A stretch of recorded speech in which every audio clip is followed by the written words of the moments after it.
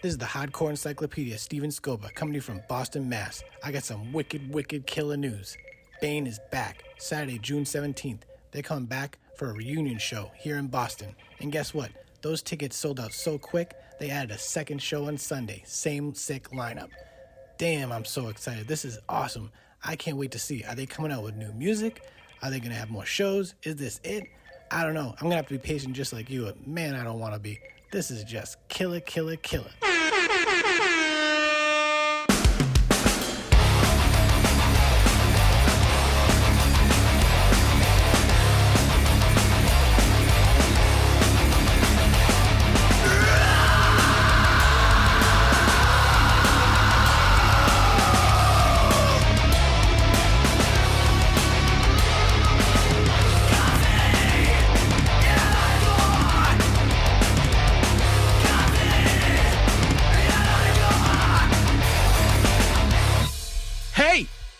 It's episode 3, season 4 of the Coffee and Hardcore podcast. And this is a big one, ladies and gentlemen. So let's just get right to it. I'm Mick Cox, all the way from Parkersburg, West Virginia, and I am joined by Wiley Willis from Chicago, Illinois. So what's up, man? Nothing. We got a crazy episode. We do. I'm kind of blown away by who we have on this show today. Can I give it away? Yeah, totally. Give it away. The one, the only, Roger the G.O.A.T Miret from Agnostic Front.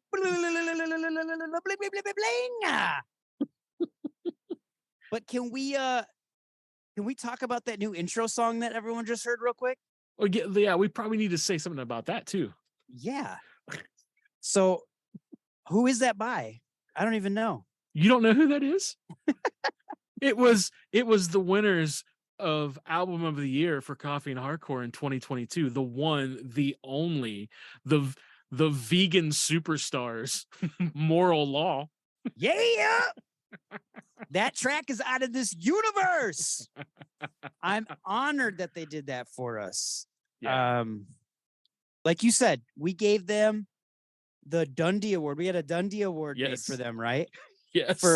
For their album, The Looming End, for Coffee and Hardcore Album of the Year 2022.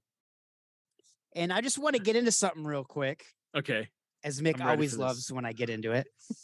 But yesterday, we shared a photo of Moral Law holding their Dundee Award that we sent them for the Album of the Year. And Mike of New Age Records posted a photo of it on some big hardcore group on the internet, right? Right. Okay. Yeah. The interwebs. Yes. The succubus black holybus. Okay. And dude, so he basically shared our post. So it was under the Coffee and Hardcore name into this, sub culture hardcore group on the interwebs. Yeah. And the negativity just started hitting like crazy. It was insane. No way. Such negative bullshit, dude, for the most part. Like a few people positive. But dude, I realized, and I knew this before, but I don't really engage much in that kind of thing or read comments usually. But dude, people just love to throw out negativity, negative energy onto the internet. They love it. They can't wait to do it. They read a header and get instantly butthurt. So the top of the photo read Moral Law, Vegan Straight Edge Hardcore. And dude, can I read you some of these comments? Yes, like I'm like, who's gonna be pissed off about this? Exactly. And okay, I'm ready. And okay. So the first one. Yeah. This is an oxymoron if I've ever encountered one. Vegan Straight Edge Hardcore. It just sounds gross. In my old age, I'm trying to be open-minded. So I guess I'll try to go listen to this, even if they think they're better than me, just because they don't eat steak or drink a beer. And like, okay, after this comment, there was like 25 other comments that I just didn't read. I started to, and I was like, no, I can't, because there was a ton of other comments, but I was like, I can't get sucked in this hole. I got work to do. I can't do it. Right. Because there was a ton. So anyways, another one was, There is no justification. There's murder, which, okay, that's the lyric. And then one is caffeine stimulant core. Drugs are bad. Where's the drunken carnivore hardcore? Then What the hell? let us know when Shark Punch drops a new album already. That one was funny. And then all I did was I put great band, great people, and a wonderful record. And then I posted the link to actually listen to it. Right. So people could actually listen to it. And then someone wrote, where's the gluten-free straight edge? And then this one, vegan straight edge equals I think I'm better than you, but don't have high enough iron levels to prove it. There's a bunch. I screenshot them at different times, but there's a ton of them. But it brings me to this point too. Like, my coworker showed me this. So Pink Floyd put out, The Dark Side of the Moon 50 years ago, 1973. Right. And they put up their profile picture on all of their platforms. It just said 50 with the triangle, and inside of the 0, it was a rainbow. Flag. The rainbow. Yeah. Yeah, not a rainbow flag, just a rainbow. No, rainbow. And but people's I know where it's going. people's responses were ridiculous. Right. So here's one. What's up with the rainbow? Lose the rainbow already. You're making yourself look stupid. What is this, Pink Floyd? You're a disgrace. From this moment on, I don't listen to Pink Floyd. Are you going woke with this rainbow? Is there a straight flag? I want equal representation. Don't get me wrong. We should all be true to who we are, but come on. What? It's Pink Floyd. It's iconic. There was a rainbow on the album cover in 1973. Right. You psychopaths. It's tell me you didn't listen to Pink Floyd without telling me you didn't listen to Pink Floyd. That's right. It's the whole. Remember, what was it, 2 years ago when Rage Against the Machine was going to go on tour or whatever? When did they become so political? Yeah. It's always been political. Oh yeah. I was nervous. I thought when you said you were going to read some comments, I was like, what are they going to diss? And I can't, do they not even know who New Age Records is? I don't know. It's just, man, I wish I could find. I hearted all these things, but I hearted them in weird orders. So it cut off that one comment. Right. There was 4 more I wanted to read, but that's crazy. I'm too old. I can't figure out how to work my phone. I don't even know what to say about any of that. That's just nuts. It's insane. Right. Oh, there was another comment that I can't find that said something like, that was the one that got cut off. It said coffee is an addictive substance. So preaching straight edge vegan hardcore and coffee is BS. And it's dude, come on. We all know what Ian Mackay said about caffeine, don't we? Right. Let's drop it right now, Mick. Let's let him know. I said, oh, tell your friend, fuck you. That's right, Ian. You tell him. You tell him. F you. Oh gosh. Anyways, we have Roger Miret of Agnostic Front. With Stephen of Frisky Morris got to join me on that. That was cool because you guys couldn't do it. We also have a track from ORGAN-ISM. Yes. Right? Yes, we that do. You love. I do. I love it. Absolutely. Love it. And an exclusive new single from Chicago's own Through and Through. A Coffee and Hardcore exclusive. That's right. You'll hear it here first. Should we just get into this? Yeah, we should. Too much ranting. I'm sorry. I had to do it. You want to drop it? Yes, let's drop it right now. Let's do it. Here we go. Boom. Hey, what's up, Coffee and Hardcore? This is Ruben from Through and Through, and you're about to listen to our new single, Barrio Nocturno. Thank you, Wiley, for always exposing our music and having great talks about hardcore and heavy metal with me. So, this is our new single, Barrio Nocturno, from the Heavy Metal Kings.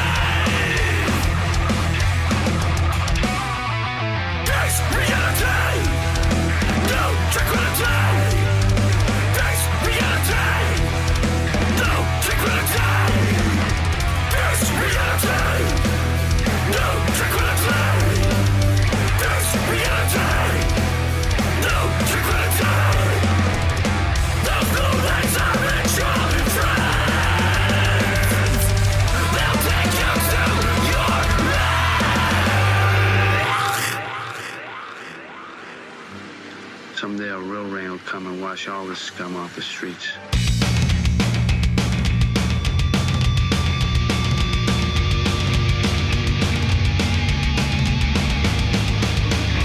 New York City, the money's sucked and dry. All the culture from out of the street, it's all so gentrified. Off the best city, or down a 42nd Street. On the Lower East Side, there was violence in the streets. The biggest city of them all, but it just don't feel the same. I miss the old New York, the tallest buildings in the world, but it just don't All right. feel the same. What's up, Coffee and Hardcore listeners? We have a huge treat for you. We have the GOAT, right? So in basketball, you got Michael Jordan. In hockey, you got Wayne the Great Gretzky. In rock and roll, you got Elvis Presley. And in hardcore, you got Roger Miret. Welcome to the podcast. How are you doing? I'm good, man. Thanks for having me on your podcast. Let's not forget Awesome. Vinny Stigma. That's true. The stigma, yeah. He's the other part of the Godfather hardcore, right? Yeah, he's the wrestling king now, man. Have you seen that? Oh my gosh, I that did. was the first thing I was gonna talk about. Okay, we were joking. We were like, you gotta get a stopwatch to see how long it actually took him to get up to that top rope. But he did. Yeah. Flying Stigma. It was amazing. Yeah, we actually talked about that in the pre-chat about the podcast. Steven asked me if I saw it. I was like, absolutely, and it was so great. All right, Steven, take it over. Yeah.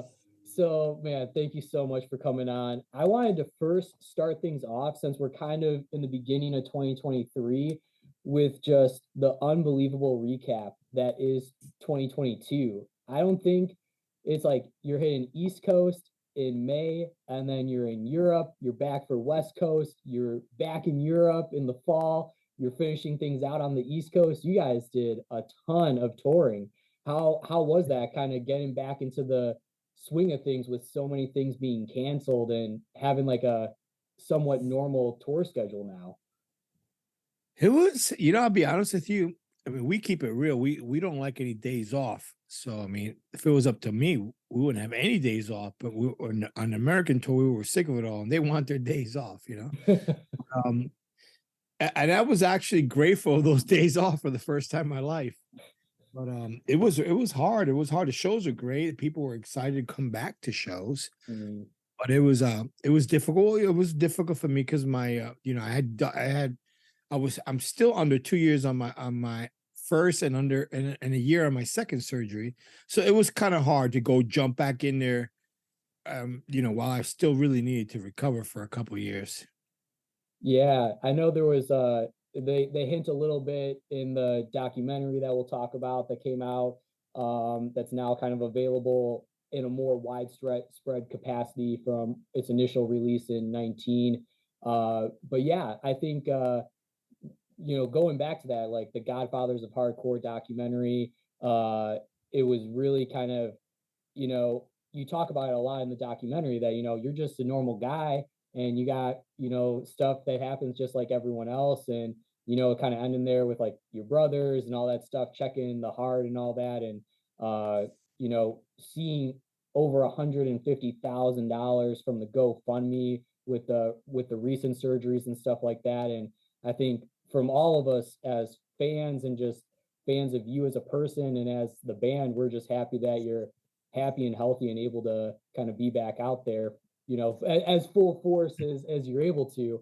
Do you feel that I heard an interview that you're like, it's either with the gut, you're like singing or you're jumping. You're like, you're one or the other. You're either letting the crowd sing while you're jumping around or you're singing while you're there. Did you feel that now that you're kind of back to that regular touring schedule of one or the other? Pretty much, yeah. But sometimes I gotta do both. It's just like I said, it was just a little, it was just difficult because I thought I could just jump back into it, and I wasn't listening to my doctors or just anybody. I feel good, I could do this, and I really wasn't. I was like, oh, I guess they're right, but I had to push through it because I have commitments now. Of course, I would never do anything that would put me in any type of danger, but I'm just saying it was physically harder for me. There's a lot of reasoning why, some of the complications or the side effects of my surgery and stuff like that made it harder. You know what I mean? So, all that said, that's why it was tough. And then going back to what you say about the GoFundMe, I was very grateful of everyone to step up and do that for me. My number one and most important thought the whole time was just getting through this, whatever. I'll deal with the rest as it comes. And while I was trying to get through it, I was dealing with all those crazy medical bills. And I was like, oh, just messes you up. You're trying to recover, but all of a sudden you're getting hit from all sides. Like, how am I going to do this? And I was grateful my friend did that for me. And, we went up, reached 2/3 of our goal, which is great. Grateful. I just did all the hospital, something like 68,000 or something like that. But I could pay them little by little. The doctors, everything else was paid. And it, that just took a lot off my mind. So I'm grateful for everyone who contributed. Thank you. Yeah. And especially for someone like you that, you like on stage and off stage, you give your all to everyone else. And it's nice to kind of see that, like how you're saying, like, oh, now I have to do this and I have to do this. And it's like some people were like, no, we got this. Like, you just focus on you. Yeah, I was totally surprised. I didn't think it was gonna be as grateful as it was, to be honest with you. Maybe because I'm pretty much a very humble guy, and I don't like to ask for anything. But I remember Ian McFarlane, who did our movie, The Godfathers of Hardcore, said, Roger, you don't understand. People love you. They're gonna back you up, and I just, being that I'm a hardworking guy, I like to do everything on my own. I'm not a guy that likes to, and I learned through all this process, I'm not a guy that likes if I didn't fight for it on my own, or did it on my own, there's like no good feeling about it. But I changed my thought of pattern, and it was so grateful that I was totally very accepting of it. You know what I mean? It was it was a great thing, really was. That's awesome. So I mean, like now the follow-up is you've had all of this stuff getting out of the pandemic and through all this medical stuff. Are we going to have a part 2 of the My Riot memoir? You got a lot of stuff to talk about now. We are having a part 2, but it's not My Riot memoir. It's not a actual. That was the hardest thing I ever did, man. Yeah, can you talk a little bit about that process? I started that book in 1998 to be exact. Wow. And it didn't come out till 2000, what, 18? So yeah. 20 years later. You know, that's the hardest thing I've ever did. I started a mission on my own again. Be me, stubborn me. I'm gonna do this, blah, blah, blah, me. And it kept getting shelved because me didn't have the time to do me. Me was doing everything else. Me was on the road playing, doing, you know, and then I had a friend of mine, John, who had offered to see, wanted to see it. And I said to him, he goes, "Oh, this is great. I'd love to help you." And you know, and just add it or something. But I had too much pride and I kind of blew it off. And then 5 years goes by, he hits me up again and says, "Hey, what's going on with your book? You know, like let me give it an edit. Let me see if you like it." So I said, "Okay, yeah, give it an edit. See, I like it." I loved what he did. And then he's like, "Hey, I'd like to help you expand on it. Let's just get together. Let's, do a bunch of calls. Let's just talk about it." And we just got together. We just kept going. It became what it became. And if it wasn't for him, it probably wouldn't be out, to be honest with you, because I just kept backburning it. I still have the floppy disk. Now, people are like, "What's a floppy?" People are gonna be like, "What's a floppy disk?" I still have it all on floppy disk. Oh, You know what I man. mean? And I lost it twice through the whole process. I lost it through 9/11, because everybody's trying to open up everything and trying to find out what's going on. And I got viruses in my computer, and I kept losing everything I was moving forward with. I got this program called Naturally Speaking Dragon, which you could talk to the computer and it would understand you and it would type for you, and you could actually tell a story and it would type it for you. I had to train the computer to my voice for about 3 or 4 months. And I did all this stuff, and then another virus. Oh. And then boom, I went back again. And I'm like, that's why I switched to Mac, to be honest with you. I can't do this again. And so it was a lot. It was the hardest thing I've ever did. Now I do have a new book coming out, but it's a little bit different. It's called With Time, by the way. It's got a title, With Time. It's a visual, like it's two things. It's like a visual of my full Agnostic Front only collection of everything I've got, all kinds of really cool stuff that people haven't seen, but it's like a coffee. It's 11 by 17. It's beautifully done, like very museum like quality, And then I kept a diary in our very first U.S. national tour, and it's got that diary in there with, like, you could follow the diary as we're going through city by city. Oh, It's got wow. photos. It's got clips out of it. So it tells that story of that tour along with a bunch of other stuff going on. But it's very visual. It's very different. Oh, nice. I wanted to do something as a collector. I've always been a huge record Yeah, collector. no, that's great. When will that be available? That's supposed to be out in the middle of this year, to be Oh, honest with you. nice. And it's just a different animal because the two people I have who are helping me, Rob and Todd, they're both like really creative, very artsy and in design and just they got their little thing together. And they're helping me, so I'm working with them as we're getting all the visuals just to be done perfect.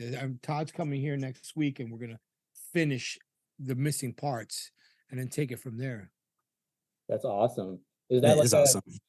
I feel like you having all the issues with the like talking software and like the years to get the memoir done. This is kind of like the little like attaboy where you're just like, hey, this is all like just positioning and like making sure the flow and the storytelling. Because like with the diary pages, with the juxtaposition of the visual to some of those pages, like I'm sure there was still a really concerted effort with like the storytelling of the book of like, all that stuff as well. Are there, as you were going through that journal, were there any that like really jumped out either in a humorous way or in a serious way of kind of, oh man, I totally forgot about that?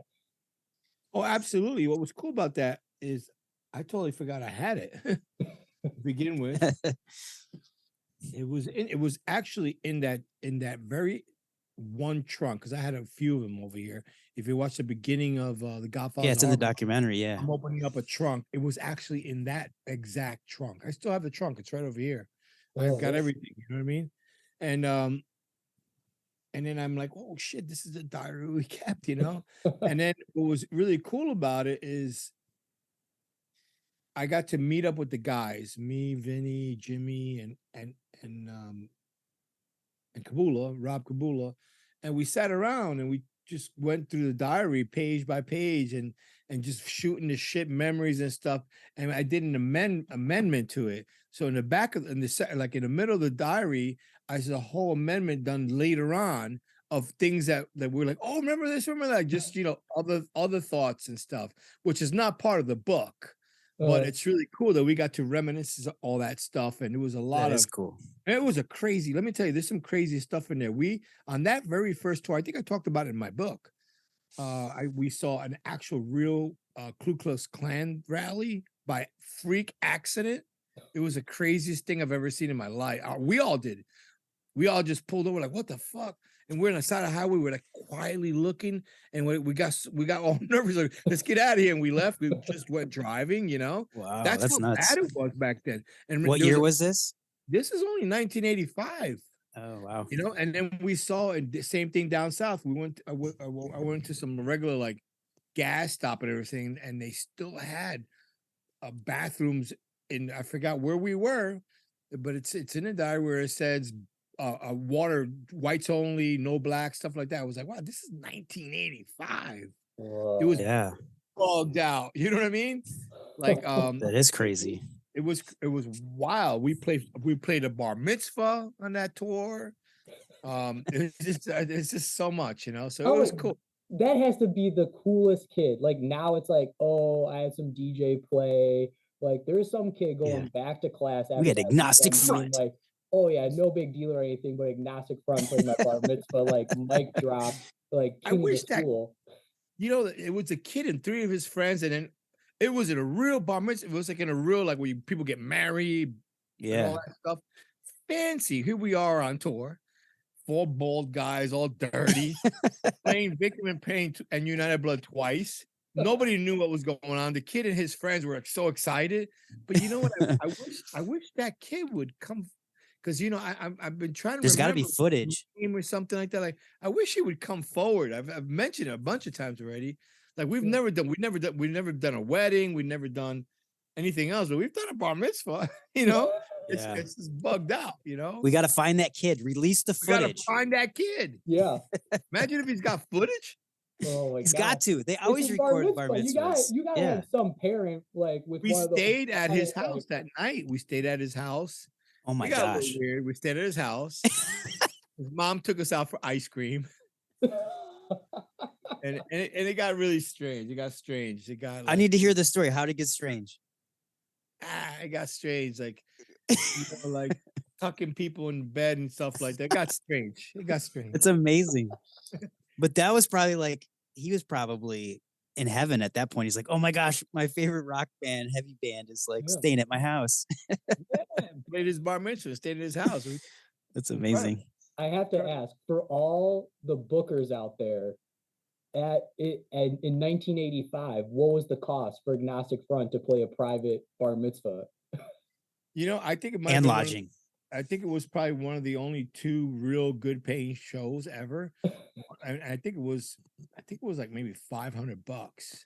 Back then, yeah. 2 shows that paid that and the Olympic Auditorium.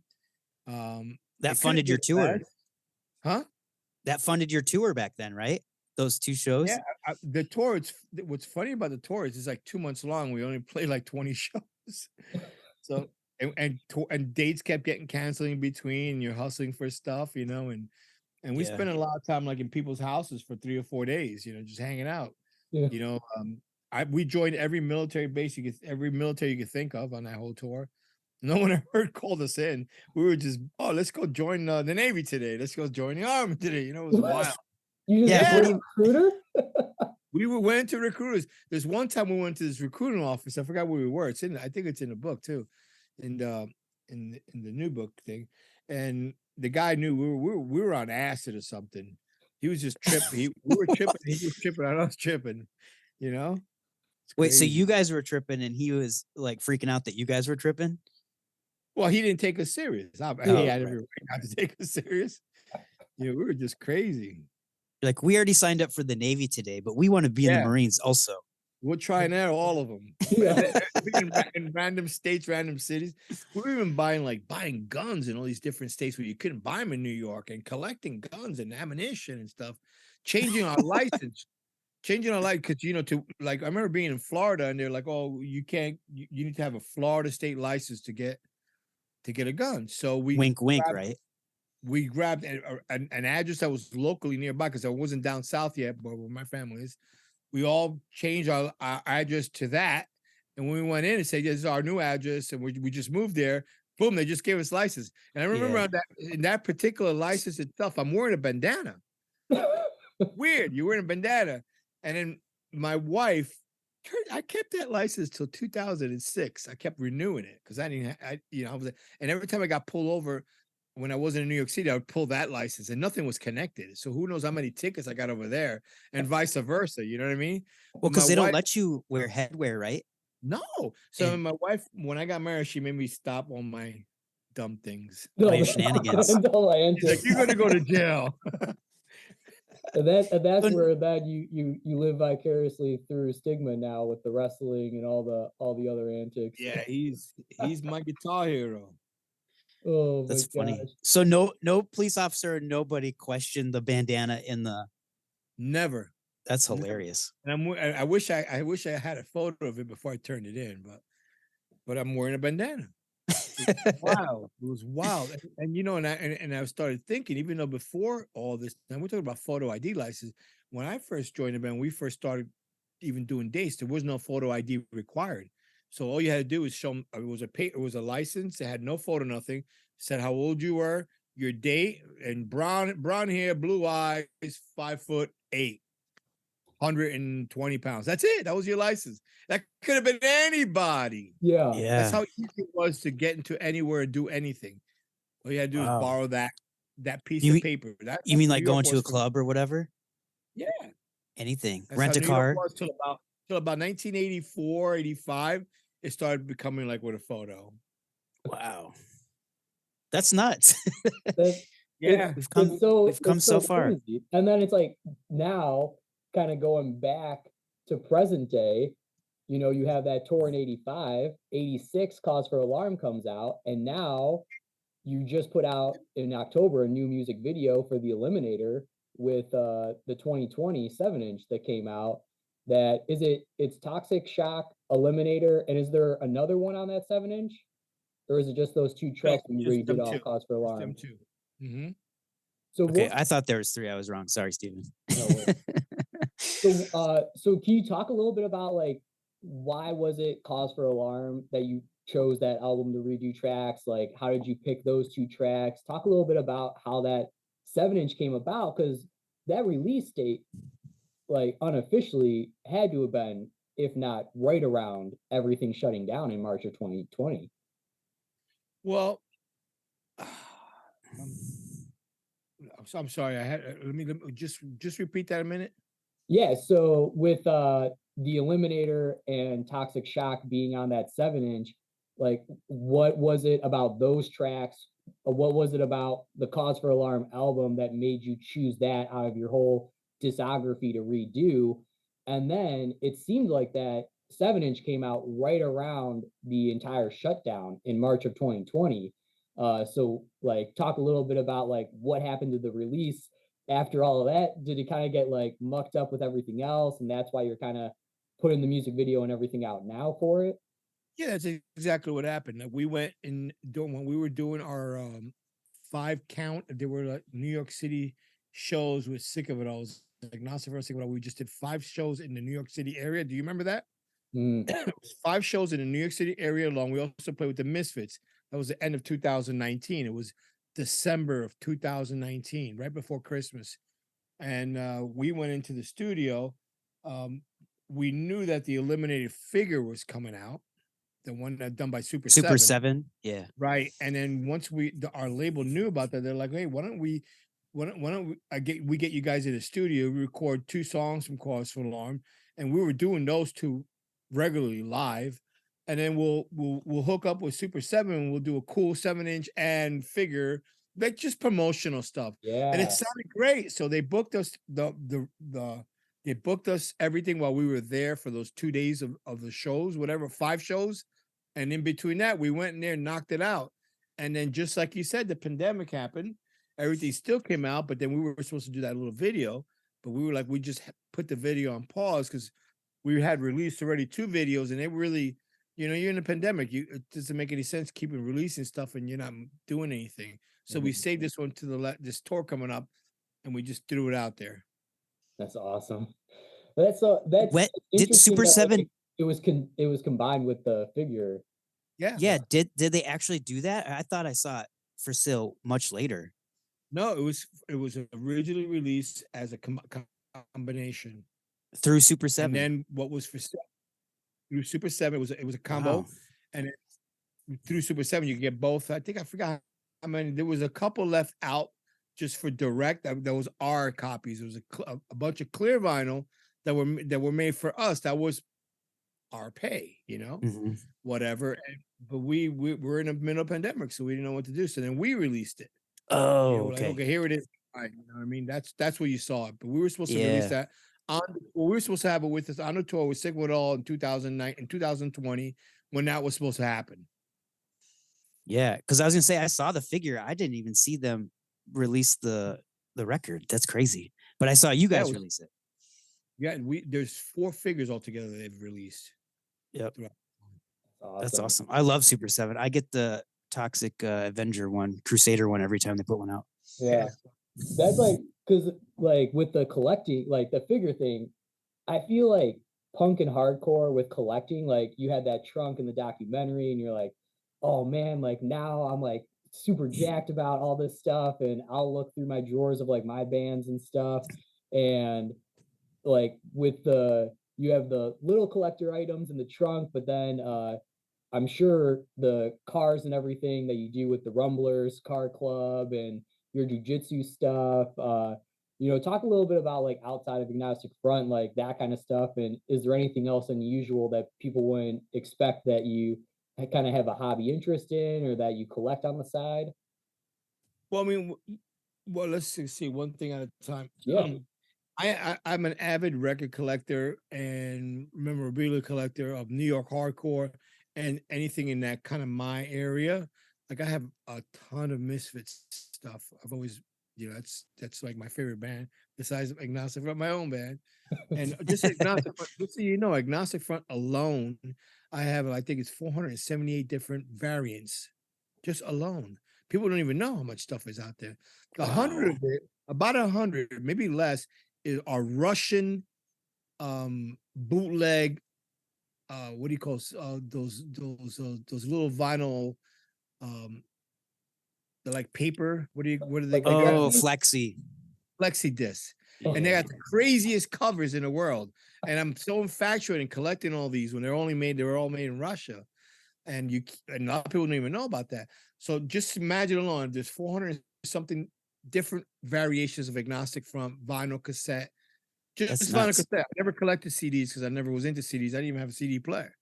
And besides my regular collection from when I was a kid growing up, I collected records probably till about 1980, 88, 89 when I got incarcerated. And then I kind of, think a lot of things changed. Everything became CD and stuff. And I already had everything I ever wanted to hear anyway. It doesn't even matter. I like what I like, So, I mean, besides that, if you go to Instagram, there's an account there called @VinylAssault.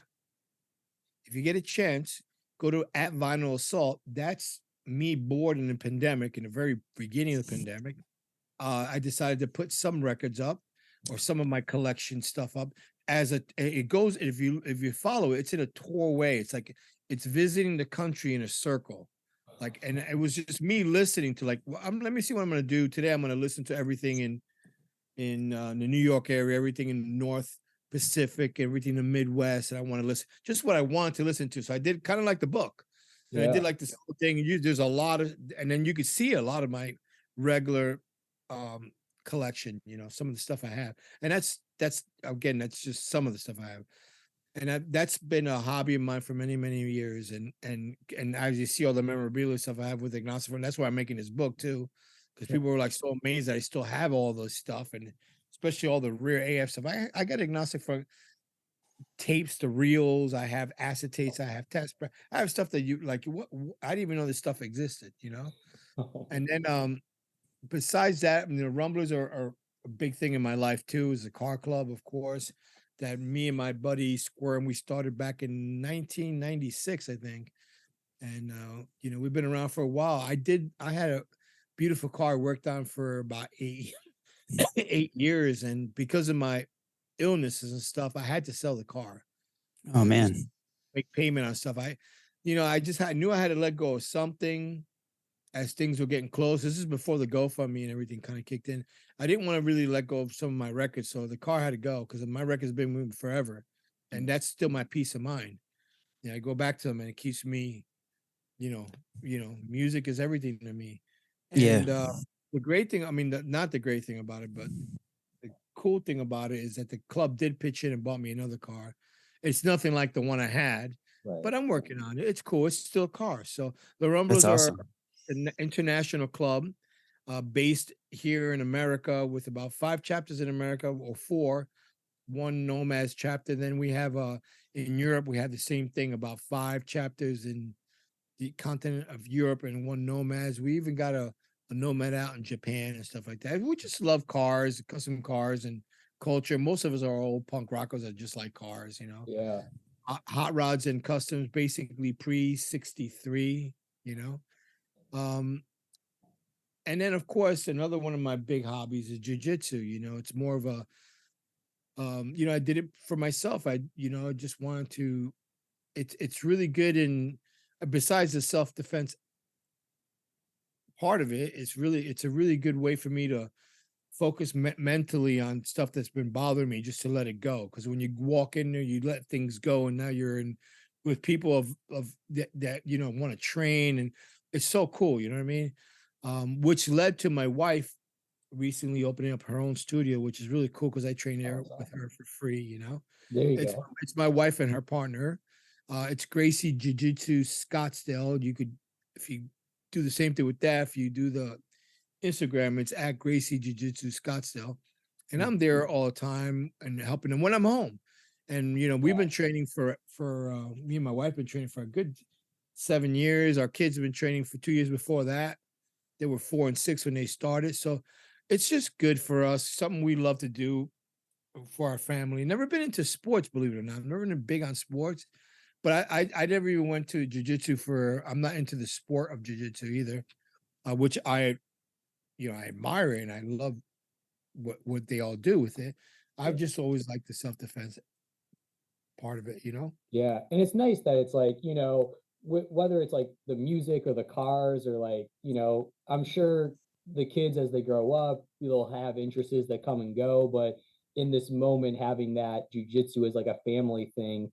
And it's from what I've heard and my buddies that do jujitsu, it's like you check the ego at the door, and it is such a humbling experience that you could be the biggest guy in the room and get taken down by someone half your size in that gym. Yeah, and that's the whole thing. It's so true because a lot of people always, it's a combative sport, so you get a little nervous about going through the door or want to try it. It seems a little scary, but if you remember that a lot of people do check their ego on the door, and everybody's there to help you and get you through. They want you to be a part of their dojo, and they want to help you, and you're also helping them. It's just like exactly what you said. Check your ego at the door and go in and just enjoy the experience. You're going to do something great for yourself. You deserve it. You deserve to have the tools just in case you're assaulted or anyone in your family or anything, and you deserve to have this mentally as an input for yourself.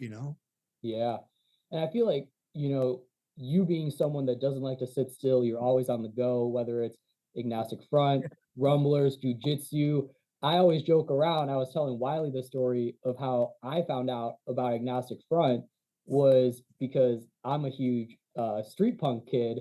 So I found out from the Give 'em the Boot compilations that Hellcat used to put out.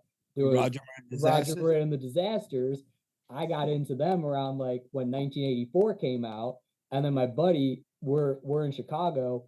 They're out in the suburbs. There's this venue called Stage 83. It's not there anymore, but we were all like punk thrash kids, and they're like, "Oh, Municipal Waste is playing with this band, Agnostic Front, and that Roger Went Miret to and the that show? Disasters, he's in that band." And I was like, "Oh man, we gotta check that out." So we were like with the Municipal Waste guys, and then first time I saw Agnostic Front was live, and I was just like, "Holy shit! Like this is his other band." And all my hardcore friends It's are like, "What do his you main mean this is band. his other band?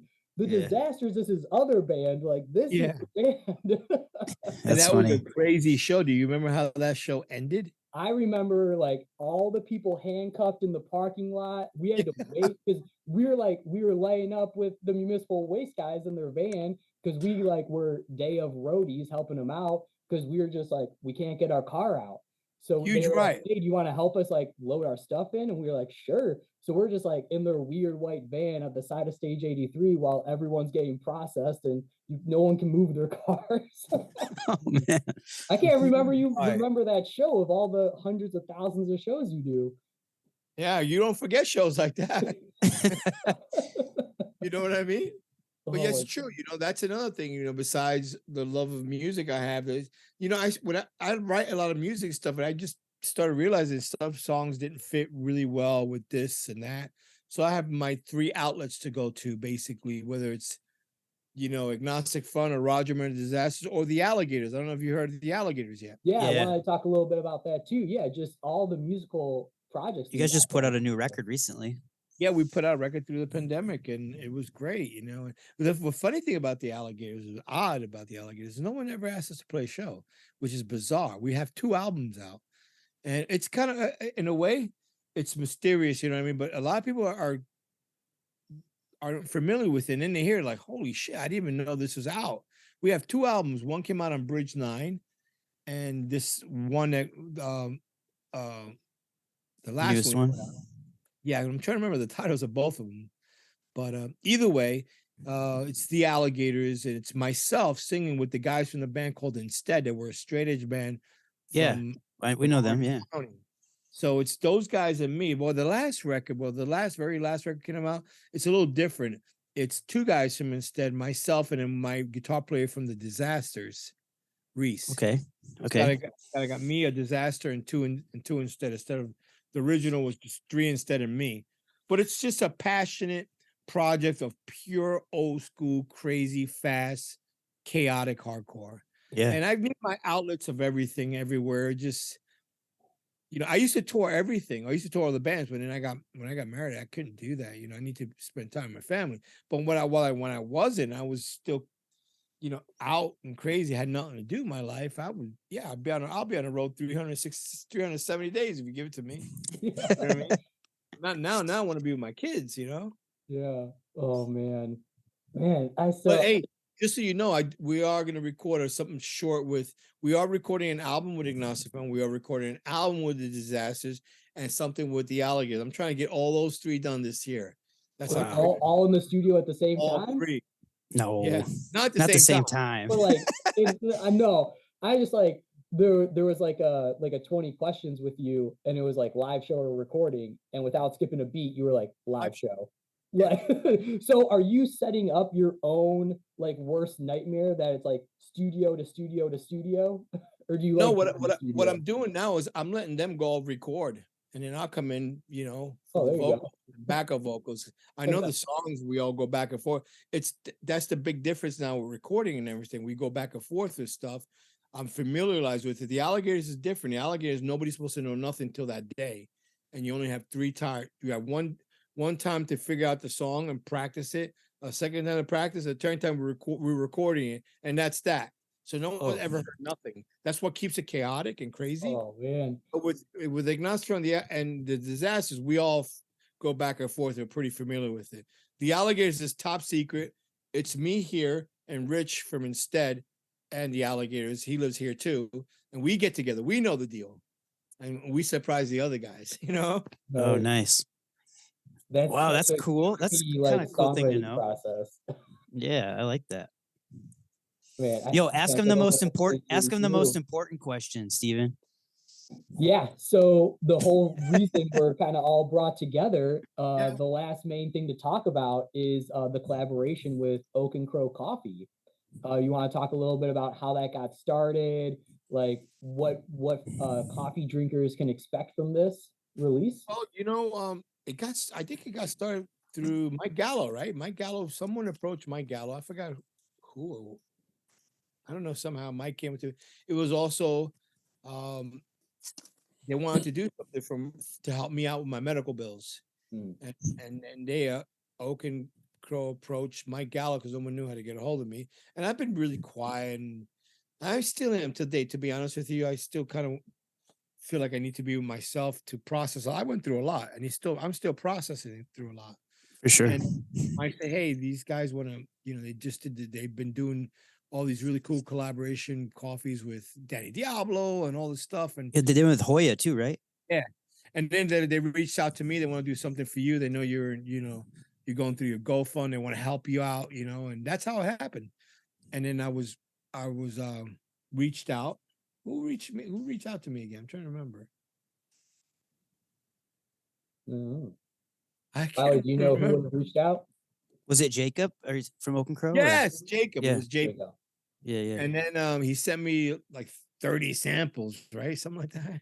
Yeah. A bunch of samples. And then I got to, the only thing is I wish he would have grind them. I had to go get a grinder. So I started grinding each one just to taste. He did you a favor. Yeah. He made you get a grinder. Ultimate kindness. I haven't had a grinder since my criminal days. That's funny. Dude, Jacob's the wrong, put it in. it's the Like, wrong type of grinding. Wrong type of grinding. But anyway, it was a solid dude though. Because I got all this really good coffee and I got to taste it all. It was fun. It was something new to do, but I had to be careful. I couldn't do it all in one shot. I spread it out through about a week. Yeah, you don't want the jitters. A week, I didn't want to go crazy. And everybody at the time, just about everybody at Agnostic Front is a coffee drinker. Now some of the guys are drinking teas, and me and Vinny still drink coffee. Craig, who was a big coffee drinker, now drinks green tea, and the other, and Mike doesn't drink coffee at all. He never liked coffee. It's weird. And Danny does. Danny drinks coffee, but not like we drink coffee, But I had to stop, by the way. Coffee was medical reasons. Yeah, they restricted it from me. I'm not allowed to drink any coffee. I'm allowed if they'll let me have maybe a shot if because my heart doctor says I need it. They're saying I can't. So it's kind of crazy, you know what I mean? Yeah. So because of medical, do you drink decaf ever? Yeah, but it's something to do with the nightshades. Oh. It's something to do with that. And if the crazy ass is I'm missing parts in my body that do not do well with acidic foods. And I got you. I had to stop eating pizza. Like, whoa. No. Can you imagine? Can you imagine? Pizza? No Italian food. I can't have any tomato sauce. Anything acidic. It's just my whole diet. Everything had to change. So it was kind of boiled potatoes. Took all the fun out of it, like what's a donut without a cup of coffee? You know what I mean? No pizza. Let's get back to that. Yeah, let's get back to donuts and coffee. That's funny. But you're trying all these. Sorry, go ahead. I'm trying all this stuff, and I'm enjoying them. I'm liking them, and that's when I started realizing I was having these side issues through this coffee thing, and I started going. And the doctor's like, "Well, we need to do some more tests or something," because I knew I was going to have nerve damage from my surgery. And then they sent me to a specialist and did all kinds of things because the acidic stuff was not good for something they put in my body. I don't know what it was. I don't know how to explain that stuff. So that's all right. You got to stop this. You got to stop this. Got to stop this. I was like, oh, that's probably why everything. I agitated the shit out of it with your coffee. But it was. But hey, the positive outlook is you found out from that. You wouldn't have known. I found out. I made a discovery. Yeah. In my favor though, because I do really love a cup of coffee. To be honest with you, it's enjoyable, man. It really is. And you had that one. The one I picked was smooth. It was really nice, big, bold. I loved it. Yeah, the dark. Jacob was a nice guy, and what He and is a nice guy. Yeah, he is. He not was. He's still right. He's alive. And the cool thing about it is, by the time when he hit me up, is we had just done all this really cool, which was kind of shitty because in 2019, right before we did those tours, was sick of it all. We had done this whole thing based off our album because we love Sean Taggart, all the artwork he did off the Get Loud, and we did a new backdrop, and we did some really cool screens for our amps. And we only yeah. on the Persistence tour, and here you are getting ready to use it again, and boom, everything gets locked down. So we did all this stuff that's pretty much useless right now because we had to do a new record, and then we had that image, and I sent that to Jacob. I said, yes. You see my phone telling me that's not nice. Siri's checking in on us. So I had that art from that image that we were going to go bad with whatever. And it was the same thing time as the Eliminator and all that stuff was happening. I said, let's just go with that. Kills my business. Yeah. Speaking of art, Mick, how'd you guys hook up with Mick Lambrou? Same way through the pandemic, through Mike Gallo, him, and because I was just very removed from stuff. I just didn't want to deal with stuff, And Mike Gallo was the one I made all the contacts, everything, because I was just like, I don't really want to talk to nobody right now. I was just going through my own mental. Sure. struggle. I had to get through it myself before I was able to come out, Yeah. Yeah. But Mick's artwork is amazing. Mick is great. He's great. Yeah. He's fantastic. And so that copy of Wiley, is that copy available now for folks? Yeah, hell yeah. Coffee's available. Go They can buy get 2 their bags. coffee- They can get their coffee and hardcore coffee. It'll be on the link. We'll link it. Link all of it. It's a good coffee, man. It's smooth and it's bold at the same time, and that's hard to find. It's into the void. Or something. It's really good. So now your perfect summer morning is a cup of Agnostic Front coffee. That's right. The With Time coffee table book that's going to be coming out. Well, I'm getting that new Agnostic Front record that's going to be recorded this year. It's just going to be the perfect setting with your coffee and the vinyl playing, and you're flipping through the pages of the book. It's shaping up to be an Agnostic Front year coming up. Hell yeah, it's the best year. I've had some pictures sent to me of some people that bought the coffee and they're actually reading the Miret book, and they got the coffee and the Miret book, and that's awesome. And they're enjoying a cup of coffee with the Miret book, so it's pretty cool. Yeah, I had a bag here, but I must have brought it home. Oh well. And good. Man. Cool. I think it's a nice kind of like cherry on top end to it. I gotta hit up Jacob. You mentioned that, and I don't think I've seen the whole thing together, but I never got a bag of it myself. And I'm really? To get a bag, dude, just to have it somewhere. He'll send you a bag for sure. Yeah. I just totally forgot. I'll text him when we get done. I'll be like, "Yo, you're sending Roger a bag." Wanted a bag too. He's like, "Can you give me a bag of that coffee?" Dude, give us your address, and we will send you 2 bags of coffee. Well, send one to him. Send one to me. That's what I mean. Yeah. If you give me Stigma and your address, I'll send it to Jacob, and we'll get that going. Yeah. Cool. For sure, 100%. Just text it to me afterwards. Yeah. Appreciate you, Roger. We'll link to everything in the show notes. But yeah, Roger, thank you so much. I'm so stoked to hear we're gonna get so much new music, new books. Yeah. I'm excited for that book coming up. Thank you, guys. Yeah. You know what? I know is this a live? The whole thing is a live recording? No, this is gonna come out in February. I know, but is it gonna be as one bunch live, or you guys get to edit it a little bit? We edit, yeah. Okay, so that's cool. So you can edit whatever you don't need out of it, and but we're leaving that part in. That'll be the teaser. We don't have to put about. We don't have to put about what I was grinding. That was funny. You can leave that in, but you know it's all good. You could make it whatever you want. Yeah. And then do you want input on are there songs going before or after? Yeah, of course. What song? I mean, I'm picking the song before, but what do you want us to exit this out with? What Agnostic Front song do you think, if no one's heard Agnostic Front, which everyone who listens to this podcast has, but what song would you want someone to listen to out this chat? I'm assuming you're using the Eliminator, right? No, actually, I wasn't going to use the eliminator as the intro. So do you want that as the outro? You have to use it because that's the name of the coffee. Let's do it. Eliminator, because it's eliminator brands. You have to use it. We're doing it. Let's drop the eliminator. Thank you, Roger. It's been It's got coffee's my business and drinking. dark roast is fine. Yeah. Dark roast. Coffee's my business and dark roast is fine. You gotta use it. Let's do it.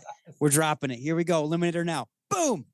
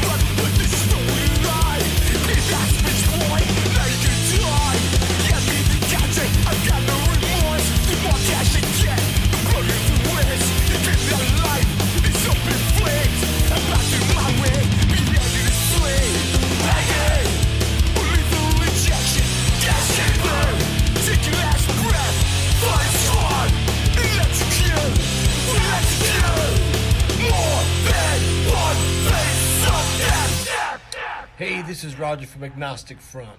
Oak and Crow and AF bring you the Eliminated Dark Roast Coffee. That's right, coffee is our business and dark roast is fine. Love that slogan. Anyway, Oak and Crow is the official sponsor of the Coffee and Hardcore podcast. Get yours at oakandcrow.com. See you in the pit. Remember, coffee is our business and dark roast is fine. Hey, this is Leo Mata from ORGAN-ISM. Shout out Wiley for free coffee and shout out Coffee and Hardcore. This is Hora de la Loba by ORGAN-ISM.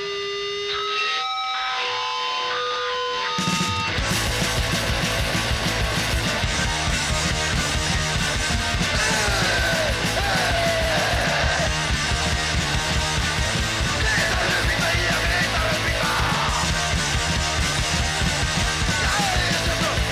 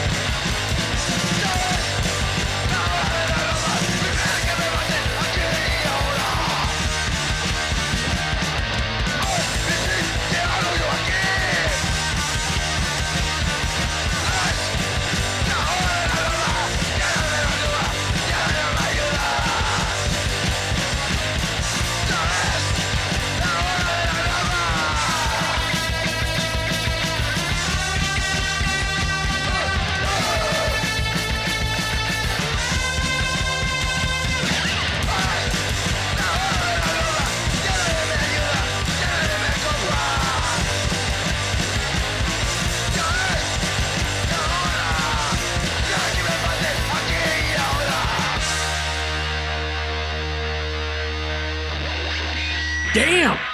That was a great track from ORGAN-ISM. I'm glad we got to have that on the show to close this thing out. 100%. Great song. Great track. And you work with the singer, right? Yeah, Leo. Yep. Leo. Yeah. He's a cool dude. Such a cool dude. A couple times that I've seen him in the random FaceTime videos that we've done, and he's been in the background. Yeah, and he's going to send you a tape too. Yeah. That's cool. Yeah, dude, the I don't know, the tape just the whole Xerox look so reminds me of 90s demo tapes. It's so awesome. I love it. I have to have it. Yeah. That's cool. It's really good. I am a fan, and I know you were telling me how much you really liked it too. So yeah, he appreciated that. I let him know. Yeah, so you need to go and check that out. You need to go and check out is the Through and Through track going to be able to get or not yet? Not yet. No, we're exclusive. You heard it here. So you're going to have to go back and listen to this episode over and over again to hear that track.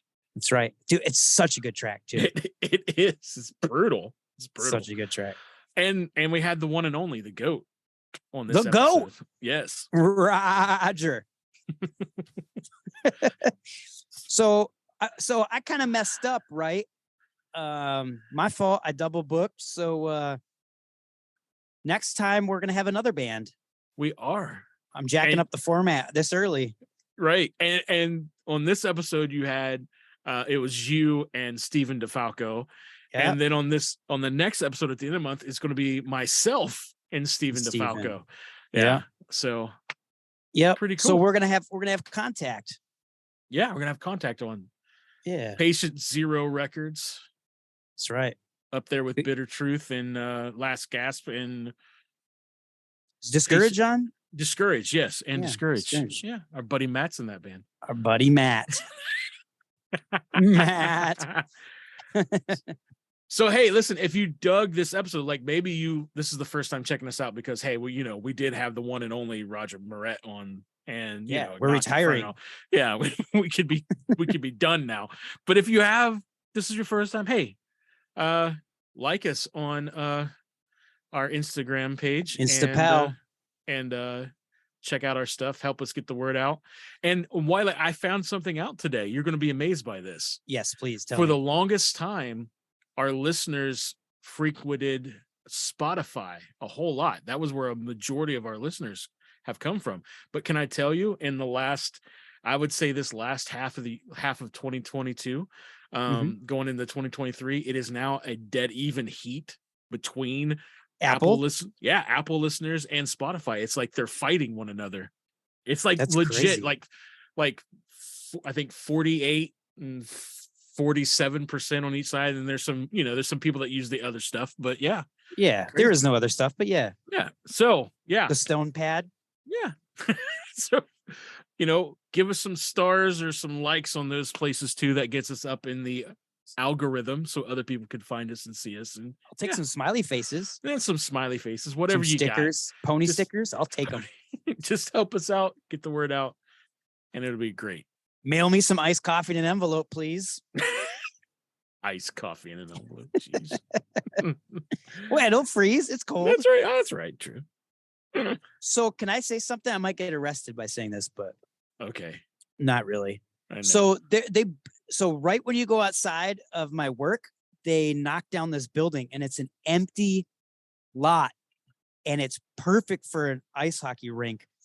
We are really thinking about going out and flooding it and playing ice hockey out there. You think we'll get in trouble? In downtown Chicago in the city? I don't know. You probably get away with it in Chicago. You wouldn't get away with it here, but in Chicago you might. There's way too much other stuff going on. Yeah, like it's fenced off. Right. I'm totally thinking something about for it. Something for the community. Yeah. Come on, kids. Go play on some slippery ice with Uncle Wiley. In this abandoned lot. Exactly. I'm truly thinking about it though. That I am. I my lips are sealed. I will say nothing. Okay, good. Good thing we didn't say it on this podcast. Right. All right, y'all. Well, we have fun. Hope you like this episode. And if you didn't, you suck butts. Goodbye.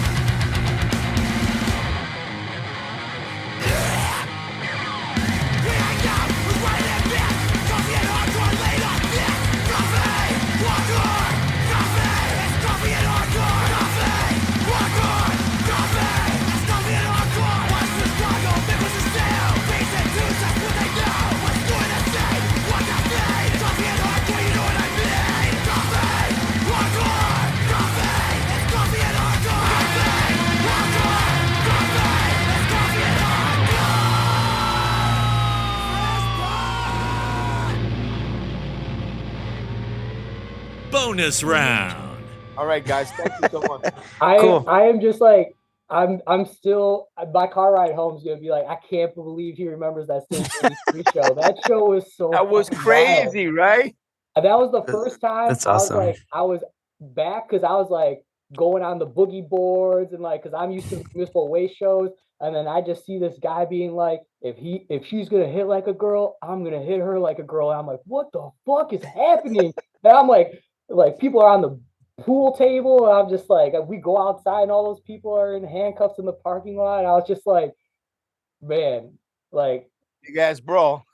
Oh, That's man, nuts. crazy. All right. Yeah, dude. So thank you so much for taking the time. We really appreciate it. All right, man. Be good, guys. Thank you. Yeah, All right, talk to you later, thank man. you.